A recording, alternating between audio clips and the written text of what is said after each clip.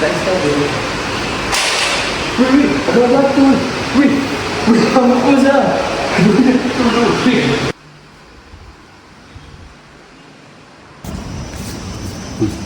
Pan, baca dah mati, Pan. Belum, jangan macam tu, tak elok tau. Yang Bisyang nak ni, pasal Pan, ni. bisyang.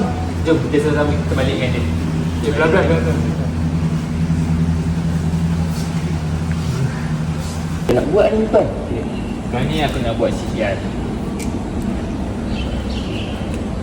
Anda 70% kecemasan berlaku di rumah atau tempat awam tanpa bantuan doktor. Tindakan awal CPR boleh meningkatkan peluang hidup sehingga 2 hingga 3 kali ganda. Kelewatan bantuan lebih daripada 4 minit boleh menyebabkan kerosakan otak kekal. Weh, dah tunggu. Alhamdulillah.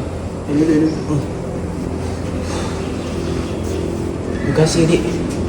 Nasib baik awak tahu bantuan kecemasan. Macam mana hal kita tahu? Sebenarnya bantuan kecemasan ni kita semua perlu tahu. Sebab bantuan kecemasan ni dia datang secara menunjuk kadang-kadang. Jadi kita kena ada basic, sekurang-kurangnya basic tentang kecemasan, bantuan kecemasan.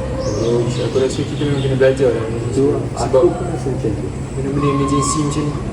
Pertolongan cemas dapat membezakan hidup dan mati. Dalam kecemasan, satu tindakan kecil boleh selamatkan satu nyawa. Jangan tunggu sampai terlewat. Belajar pertolongan cemas sekarang. Ilmu pertolongan cemas bukan pilihan tetapi keperluan. Jangan tunggu kecemasan berlaku.